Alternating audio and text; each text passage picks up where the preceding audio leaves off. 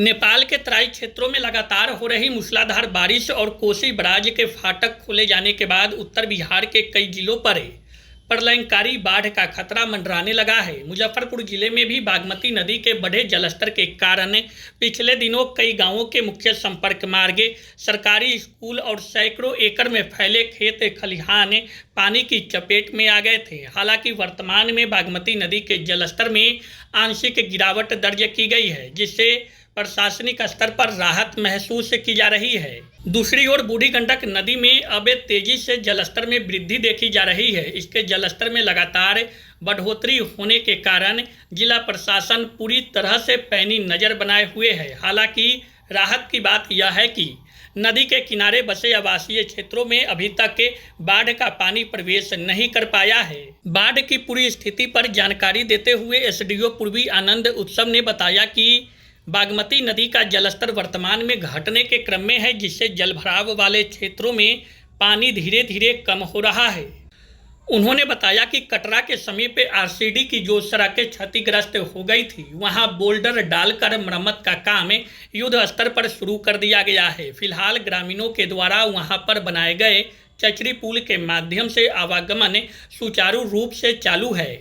तटबंधों की सुरक्षा को लेकर स्थानीय प्रशासन पूरी तरह सजग है।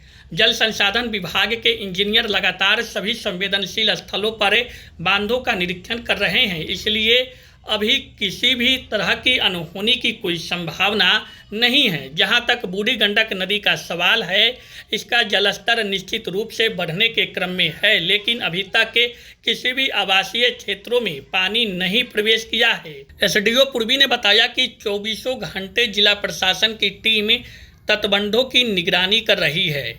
उन्होंने बताया कि कटरा प्रखंड के अंतर्गत क्षतिग्रस्त हुई महत्वपूर्ण आरसीडी सड़क को दुरुस्त करने के लिए बोल्डर क्रॉसिंग और डंपिंग का कार्य तेजी से चलाया जा रहा है, ताकि आवागमन जल्द से जल्द पूरी तरह सामान्य किया जा सके। मुख्य मार्ग के प्रभावित होने के बाद स्थानीय ग्रामीणों के मदद से अस्थायी चचरी पुल का संचालन किया जा रहा है, जिससे आवश्यक आवाजाही बाधित न हो। उन्होंने बताया कि बागमती और बूढ़ी गंडक के दोनों ही नदियों के तटबंधों पर इंजीनियरों की टीम को तैनात किया गया है। किसी भी प्रकार के रिसाव या कटाव की स्थिति में तुरंत कार्रवाई के निर्देश दिए गए हैं। उन्होंने यह भी बताया कि बूढ़ी गंडक के बढ़ते जलस्तर के बावजूद अभी तक निचले इलाकों के घरों में पानी प्रवेश नहीं किया है, जिससे तटीय इलाकों के लोगों ने फिलहाल राहत की सांस ली है।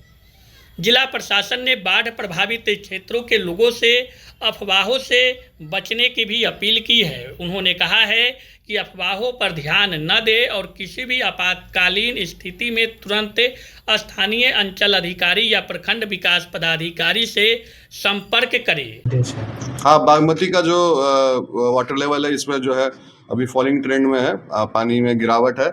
और जो इसमें जो एक ये सूचना थी कि आरसीडी का जो सड़क था कटरा के पास जो कट गया था, तो उसमें अभी काम शुरू कर दिया गया है। बोल्डर जो है उसमें गिराया जा रहा है और उसमें आवागमन चालू है ग्रामीणों के द्वारा। और तटबंध की सुरक्षा में जो है उसमें स्थानीय प्रशासन सजग है और जो है इंजीनियर लोग हैं वहाँ पे उसका निरीक्षण कर रहे हैं, तो ऐसी भी कोई संभावना नहीं है। फिलहाल जो लोग हैं वो कैसे आवागमन कर रहे हैं? वहाँ चचरी का पुल उनके द्वारा किया गया है, तो उससे आवागमन चालू है। बूढ़ी गंडक भी सर राइजिंग कंडीशन में है, तो इसको लेकर किस तरह? अभी राइजिंग ट्रेंड में है, पर अभी किसी भी स्थानीय जहाँ पे आवासीय है वहाँ पे अभी तक पानी नहीं है और उस पर हम लोग कंटिन्यूस उसको मॉनिटरिंग कर रहे हैं। तैयारियां सर क्या कुछ किया गया? शादी का फर्नीचर सेट 34,500 से स्टार्ट। AFZ फर्नीचर के ऑफिशियल यूट्यूब चैनल पर विजिट करिए विशेष जानकारी के लिए और परचेज करिए बिहार के सबसे बड़े शोरूम से।